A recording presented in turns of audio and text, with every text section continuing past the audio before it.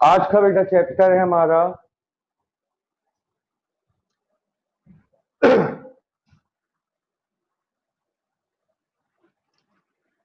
Wave nature of matter.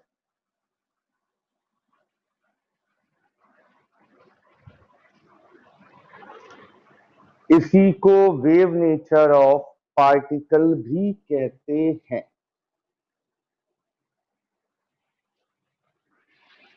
इसमें सबसे पहली हेडिंग आती है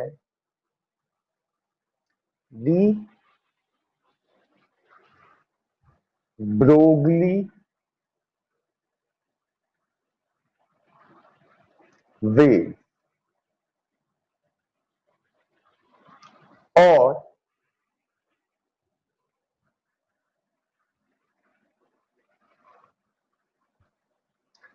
matter waves. D Broglie waves या मैटर वेव्स। ध्यान से इसको सुनिए।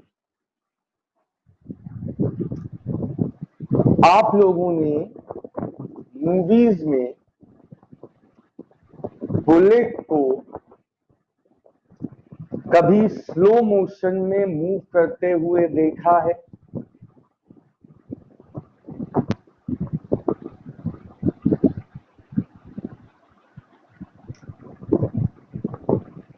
हाँ, चाहे साउथ की मूवीज में देखा हो, चाहे हॉलीवुड, चाहे बॉलीवुड, उससे मतलब नहीं। बुलेट जब स्लो मोशन में मूव करती है तो उस बुलेट के चारों तरफ वेव्स एसोसिएट हो जाती हैं।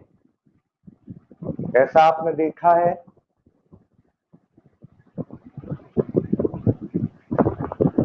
यस और नो?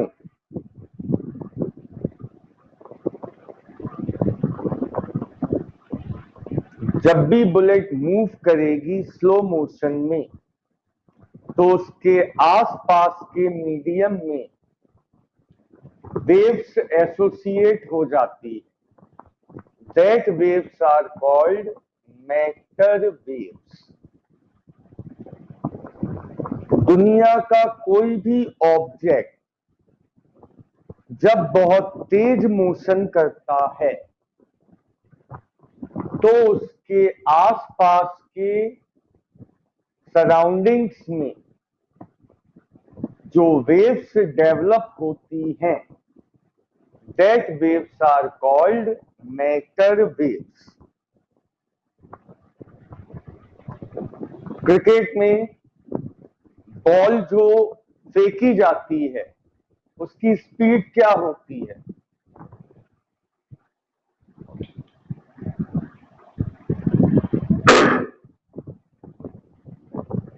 हाँ, 120, 130 की स्पीड से बॉल जब फेंकी जाती है तो उस बॉल से भी आसपास सराउंडिंग में वेव्स एसोसिएट हो जाती हैं। That waves are called matter waves. मतलब कोई भी ऑब्जेक्ट जब बहुत तेज स्पीड से मोशन करता है, चाहे वो बुलेट हो, चाहे वो बॉल हो, जब ये बहुत तेज स्पीड से मोशन करते हैं तो इनके सराउंडिंग्स में जो वेव एसोसिएट होती हैं that waves are called matter waves. इतना क्लियर हुआ आपको?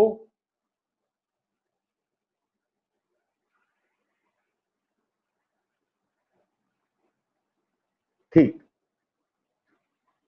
बिल्कुल इसी तरह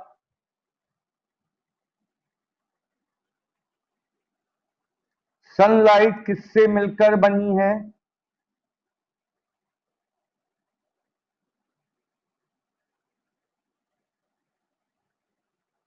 फोटॉन्स से।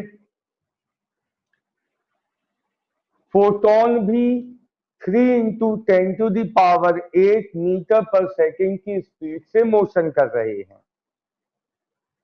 तो इन फोटॉन्स से भी क्या एसोसिएट हो जाएंगी? Waves. That waves are called matter waves और डी ब्रोगली वेव्स। ये क्लियर हुआ?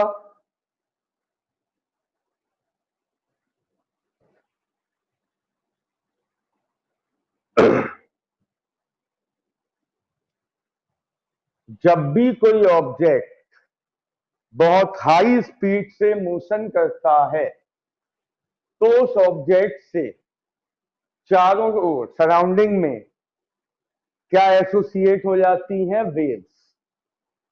जैसे आपने साउथ की मूवीज में देखा है, जब बुलेट बहुत बहुत तेज मोशन करती है और बुलेट को हम स्लो मोशन में देखते हैं, तो बुलेट के चारों तरफ क्या एसोसिएट होती हैं? Waves. That waves are called matter waves. ऐसे ही क्रिकेट में जब बॉलर बहुत फास्ट बॉल करता है तो बॉल के भी चारों तरफ जो वेव एसोसिएट होती हैं, that waves are called matter waves. इतना क्लियर है?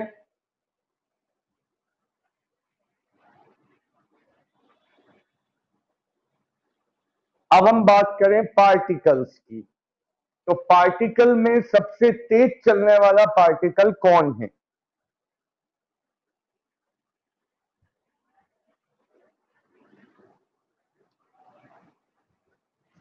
फोटोन ही है। स्पीड ऑफ लाइट से चलता है जो।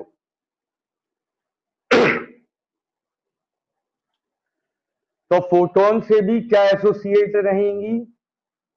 Waves. That waves are called matter waves. Is it clear?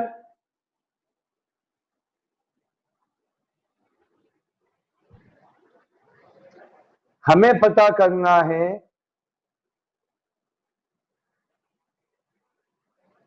Wavelength of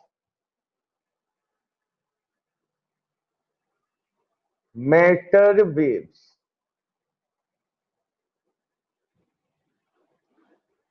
wavelength of matter waves के लिए, या इसी को हम कहते हैं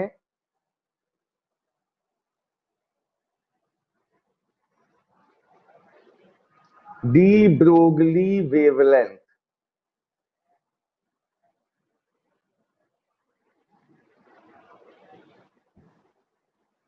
तो इसके लिए हमने लिया फोटोन। फोटोन की एनर्जी क्या होती है? बोलिए।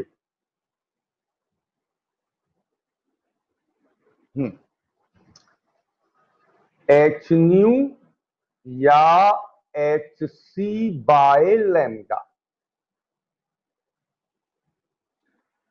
नाउ अकॉर्डिंग टू आइंस्टाइन,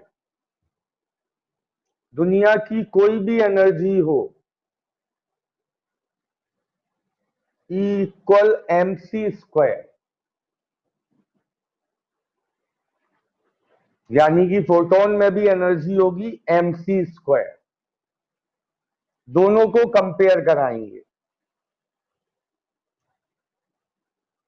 तो एम सी स्क्वायर इक्वल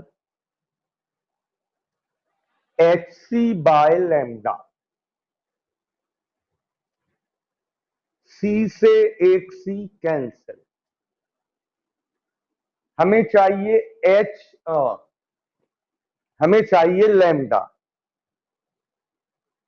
तो यहां से लैम्डा क्या हो जाएगा?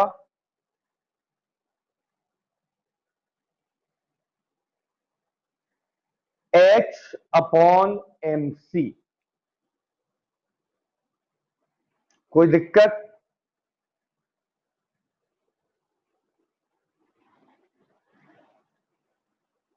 हाँ बेटा, आइंस्टाइन ने कहा है कि दुनिया की किसी भी ऑब्जेक्ट में जो एनर्जी होती है, अगर उस ऑब्जेक्ट में मास है तो E इक्वल होता है mc²।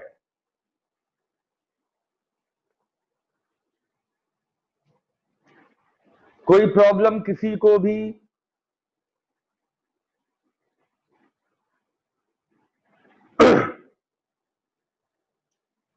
अब मुझे ये बताइए, अगर फोटोन की जगह वो बॉल होती तो इस फॉर्मूले में क्या चेंज होता?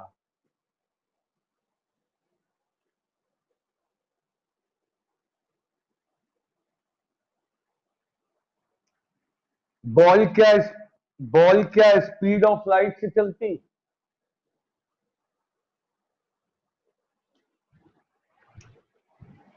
तब फॉर्मूला क्या बनता?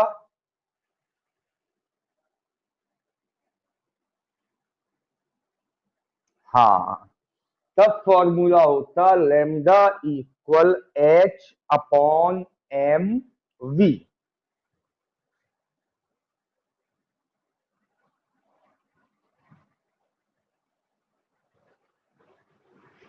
मतलब ये जो फॉर्मूला है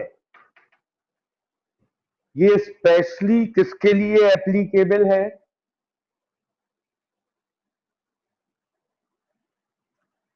फोटॉन्स के लिए, लाइट के लिए। और ये एक जनरल फॉर्मूला है। अब mv की जगह हम क्या लिख सकते हैं?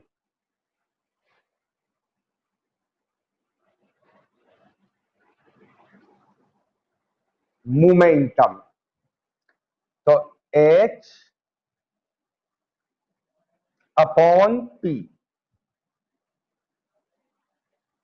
बहुत काम आएगा ये फॉर्मूला।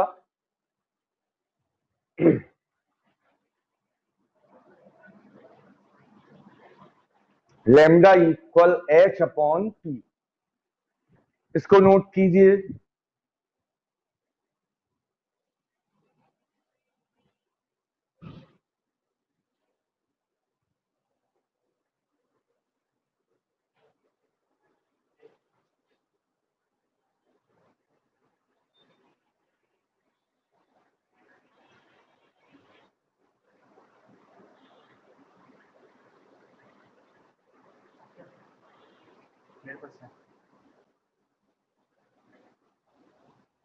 तो लैम्डा इक्वल H/p।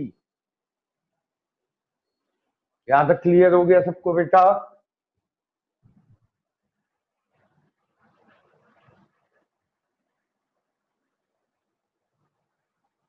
अब सुनिए,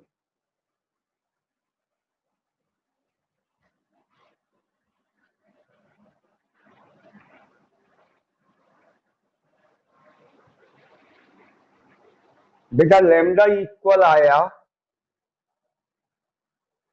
H/p। इसी में एक कदम आगे चलेंगे। रिलेशन बिटवीन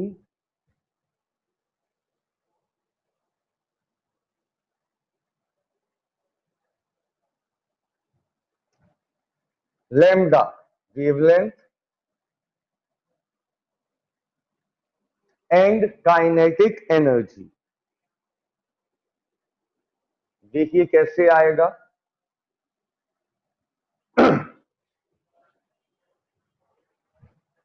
बेटा काइनेटिक एनर्जी का फॉर्मूला क्या होता है? ½ mv²।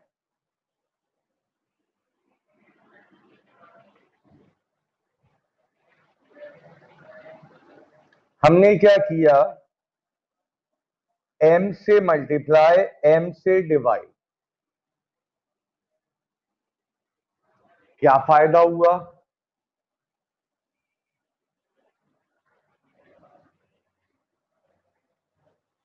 ऊपर हो गया m²v²। M square we square की जगह आ जाएगा पी स्क्वायर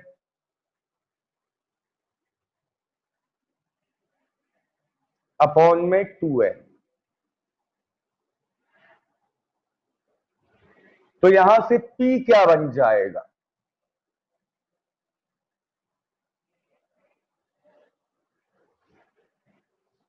नहीं नहीं, यहां से P क्या बन जाएगा?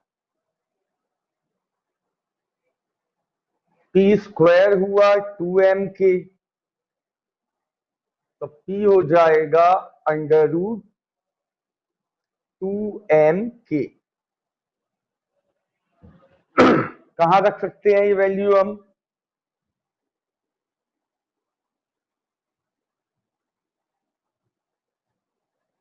तो नाउ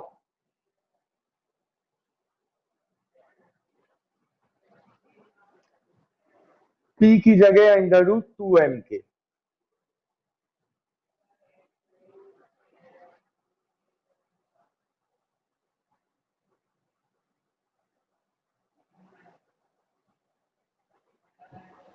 ये है relation between wavelength and kinetic energy. Note कर लीजिए इसे।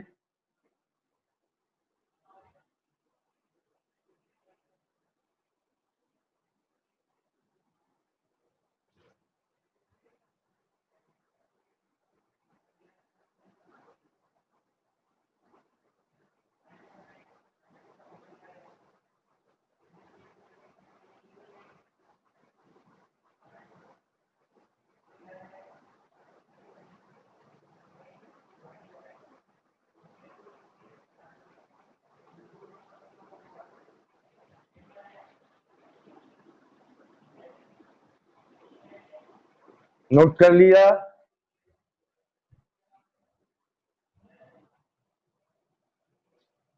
अब है relation between lambda end voltage.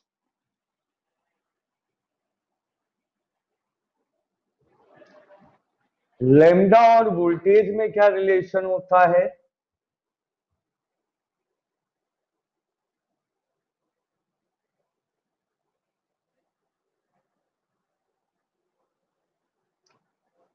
अभी अभी हमने देखा कि लैम्डा और काइनेटिक एनर्जी का रिलेशन ये है। हम ऐसा क्या करें कि इस फॉर्मूले में वोल्टेज आ जाए? सोचिए।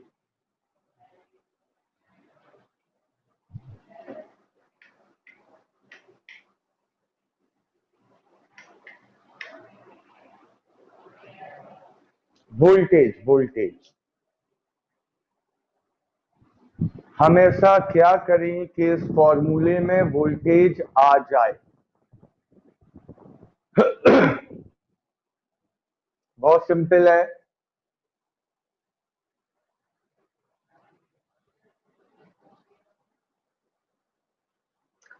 काइनेटिक एनर्जी का फॉर्मूला होता है K इक्वल क्यू डी। होता है नहीं होता है?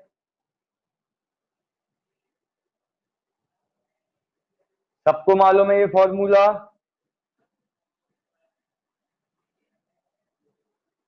तो लैम्डा क्या बन जाएगा? H upon under root 2m/q/v।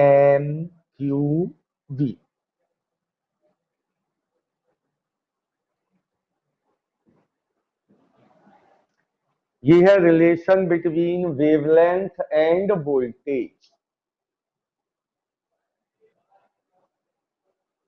Problem कोई?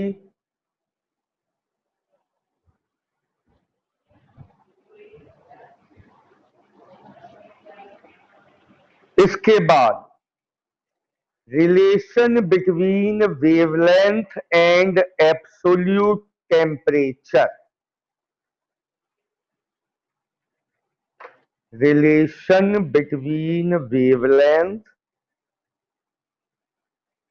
And absolute temperature.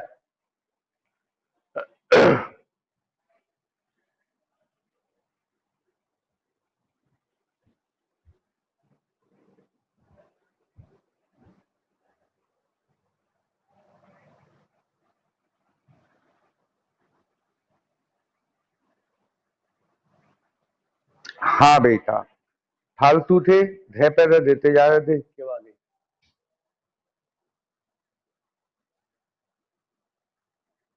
Relation between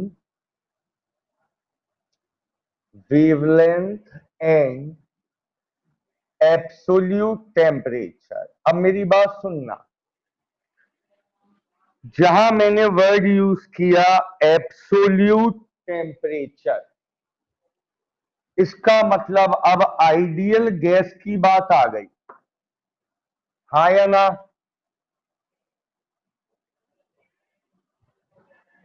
PV equal RT, इन्हीं सब में होता है absolute temperature use.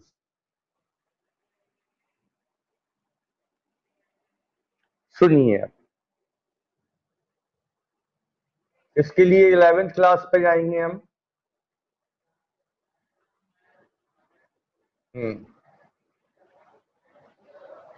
Kinetic energy of one molecule,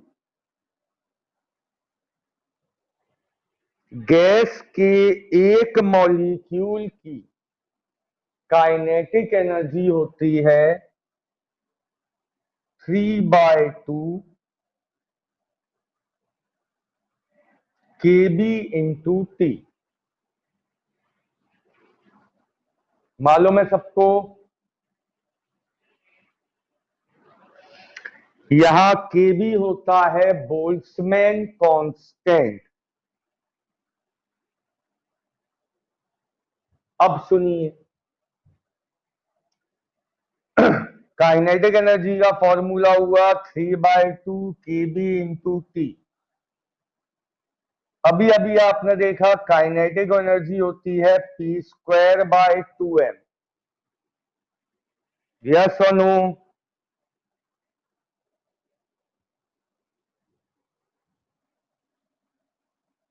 3/2 kb into T. क्या कैंसिल आउट हुआ? 2 से 2,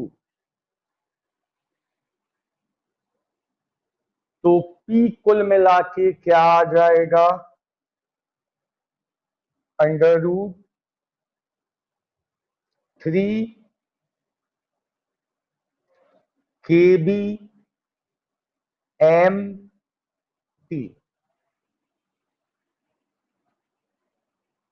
is it clear?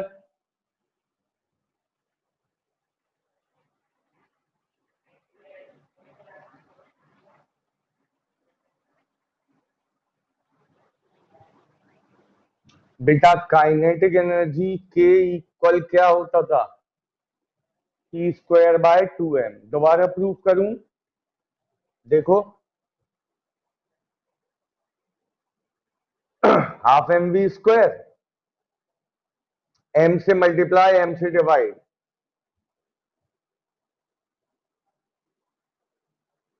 m²v²/2m।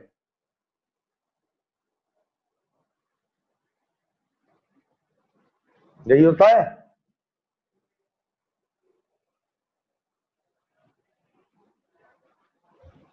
Now lambda equal h/p। p की जगह क्या रखेंगे?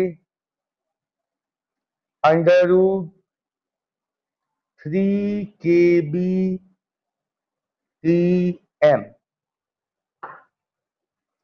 ये है relation between wavelength and absolute temperature.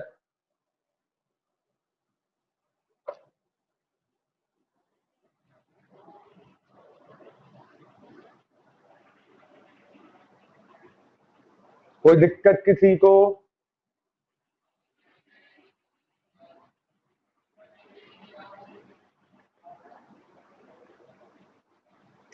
एक क्वेश्चन लिखिए, prove that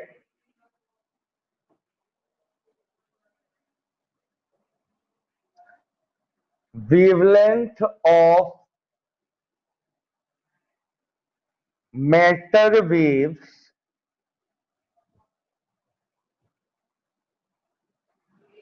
associated with an electron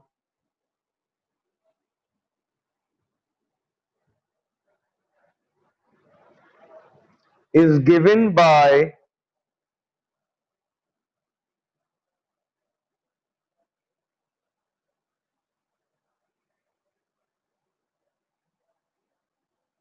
ये रहा,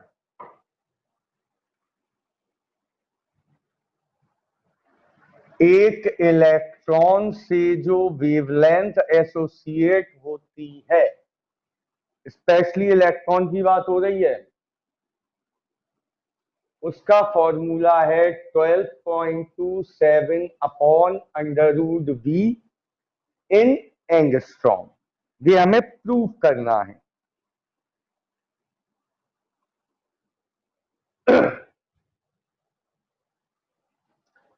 तो आप में से कोई बताएगा लैम्डा के कौन से फॉर्मूले से शुरुआत की जाए?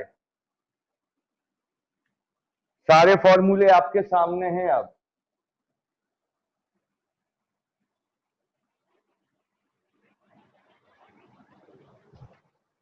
बिल्कुल सही, lambda equal H upon under root 2QMV।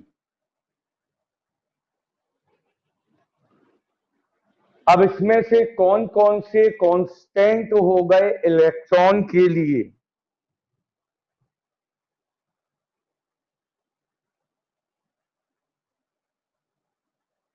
ये तो हो गया H,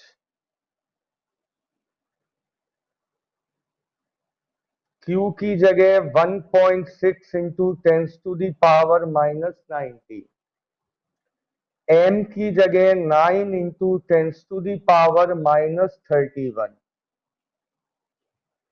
V हमारे लिए अननोन है।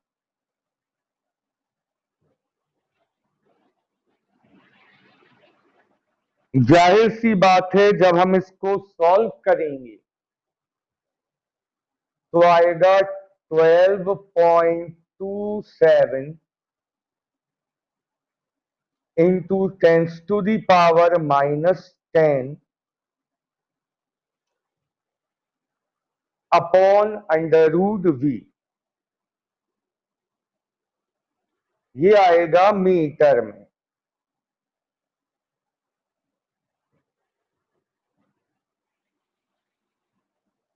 जब ये मीटर में है तो 10⁻⁻10 हटा देने पर लैम्डा क्या आ जाएगा?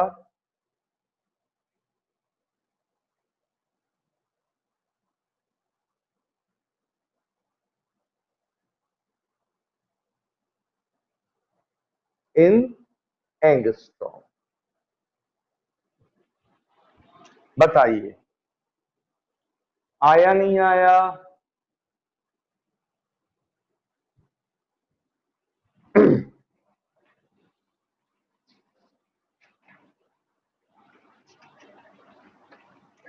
अब इसमें पहले एक हेडिंग हुआ करती थी डेविसन गर्मर एक्सपेरिमेंट, जो कि अब आपके सिलेबस में नहीं है।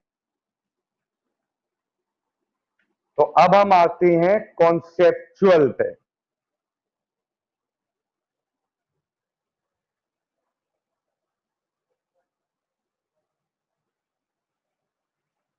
जितने कॉन्सेप्चुअल मैं कराऊंगा इसमें से 1 मार्क्स का क्वेश्चन एग्जाम में आएगा। First question,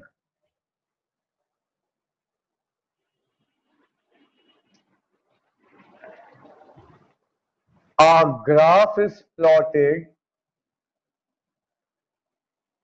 between lambda and 1 upon under root V. ये आपको एक ग्राफ गिवन है दो पार्टिकल्स के लिए, ए और बी।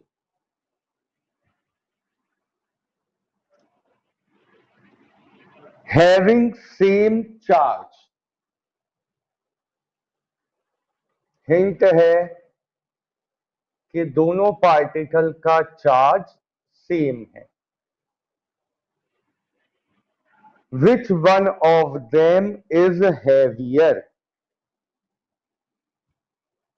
इनमें से किसका मास ज्यादा है?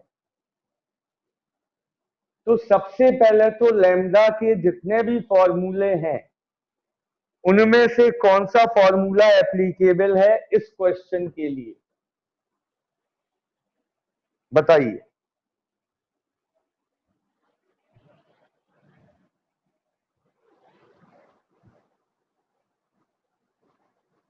H upon under root 2QMV, क्योंकि हमें लैम्डा और V के बीच में ग्राफ गिवन है। अब दोनों पार्टिकल का चार्ज आपको सेम गिवन है। H दोनों के लिए सेम होगा, ठीक। M के बारे में हमें बात करनी है। ऐसे क्वेश्चंस में जिनमें दो पार्टिकल गिवन है, आपका सबसे पहला काम क्या है? ध्यान से देखना, ये मैंने आपको सिखाया था इलेक्ट्रिक करंट वाले चैप्टर में। देखिए, आप एक परपेंडिकुलर ड्रॉ करो एक्स एक्सिस पर।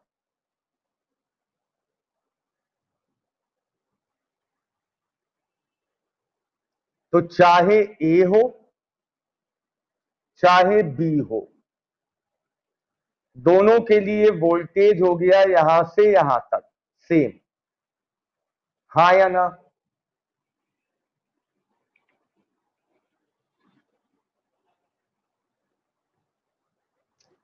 दोनों का वोल्टेज सेम है, बट लैम्डा दोनों का, ये है लैम्डा फॉर पार्टिकल बी और ये है lambda for particle A. Yes और नो?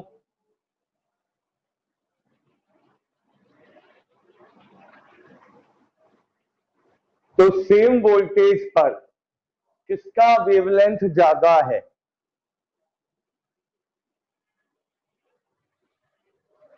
तो lambda B is greater than lambda A. ये तो हमें गिवन हो गया।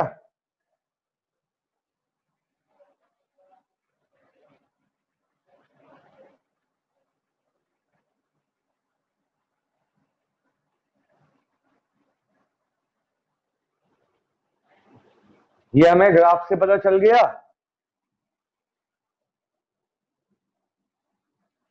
तो अब इसमें से और कौन कांस्टेंट हो गया?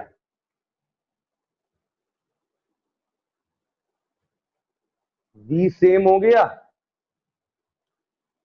तो सेम वोल्टेज पर लैम्डा और मास में क्या रिलेशन निकल के आया?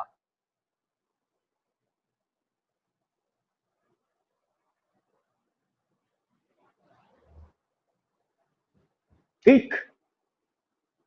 तो जिसकी वेवलेंथ कम होगी उसका मास ज्यादा होगा।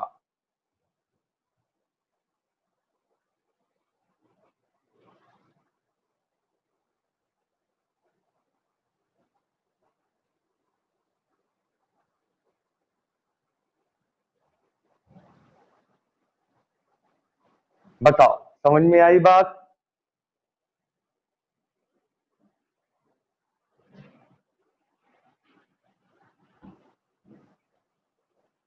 किसी बच्चे को कोई डाउट?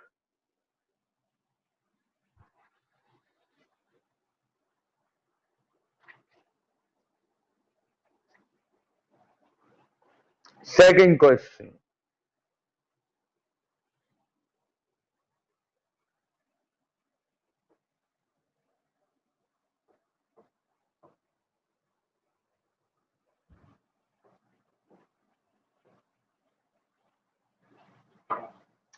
सेकंड क्वेश्चन कहता है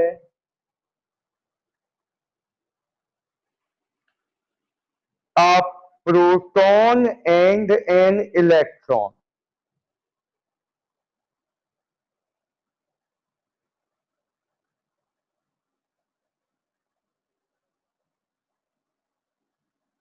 इन दो की बात हो रही है.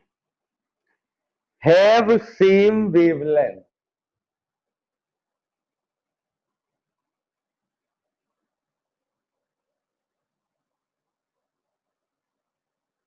दोनों की वेवलेंथ सेम है.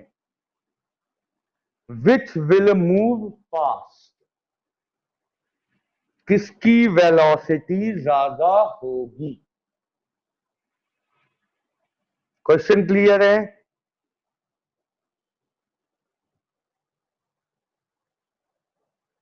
तो ये बताइए वेवलेंथ और वेलोसिटी में रिलेशन क्या होता है.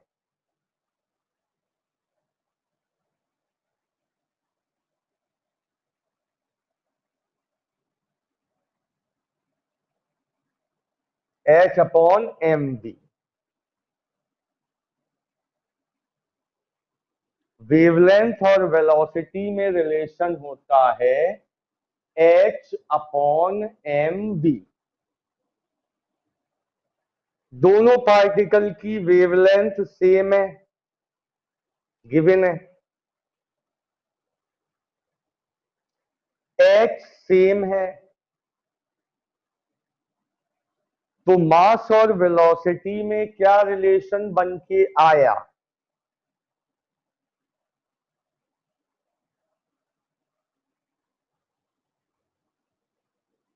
v को यहां ले जाओ तो v इनवर्सली प्रोपोर्शनल मास. हाँ या ना.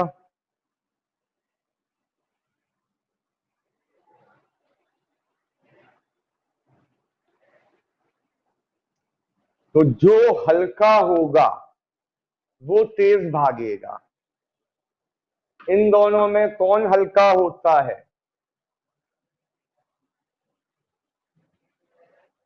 सबसे हल्का पार्टिकल होता है इलेक्ट्रॉन.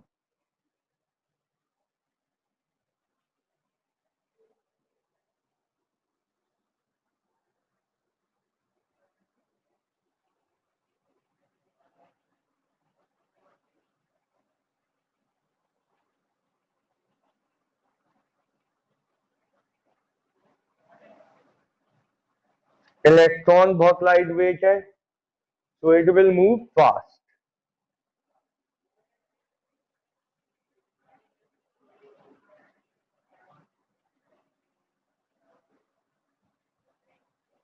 क्लियर है.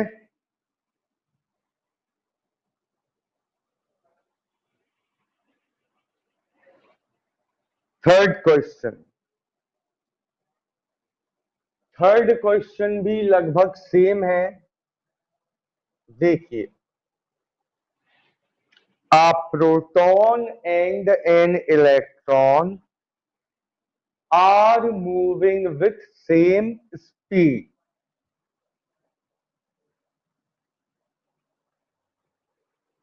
Are moving with same speed. Which will have more wavelength. अब आपसे पूछा है किसकी वेवलेंथ ज्यादा होगी. अब क्या सेम है. स्पीड. तो वेवलेंथ और मास में क्या रिलेशन निकल के आया. Inversely proportional.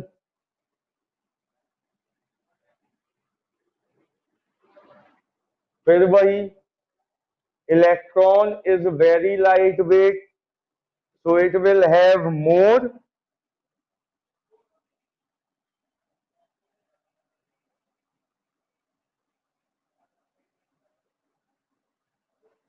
wavelength.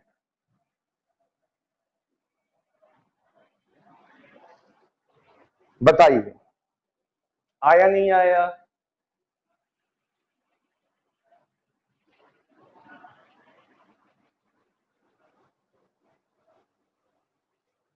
Next question भी इन्हीं दोनों पार्टिकल्स पे है.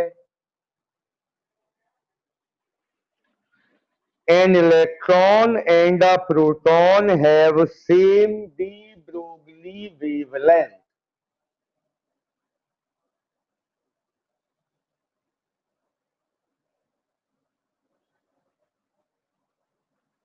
दोनों की वेवलेंथ सेम है. Which has more kinetic energy? तो अब बताइए लैम्डा का कौन सा फॉर्मूला काम करेगा?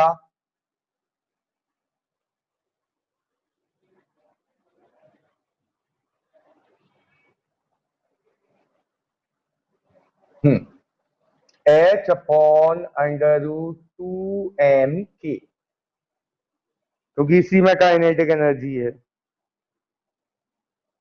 अब वेवलेंथ दोनों की सेम है, H दोनों का सेम है,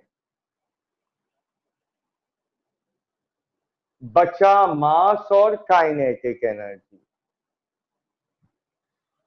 क्योंकि ये अंडर रूट में है तो हम इन्हें अंडर रूट से बाहर निकाल ले रहे हैं, स्क्वायरिंग बोथ साइड करके. लैम्डा सेम है, H सेम है, तो M और K में क्या रिलेशन आपको दिख रहा है?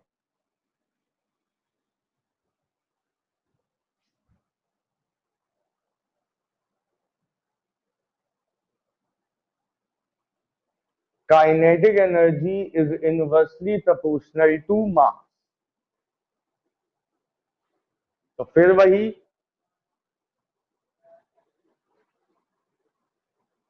Electron is lighter,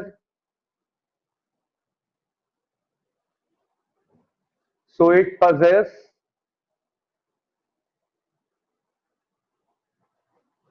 more kinetic energy.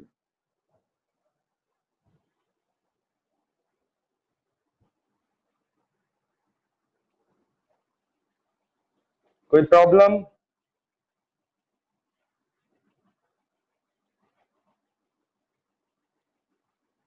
तो यहां तक तो सिंपल थे. इसके बाद से कहानी होगी चेंज. तो जो कहानी चेंज होगी वो आज नहीं कर रहे, उसे हम कल करेंगे.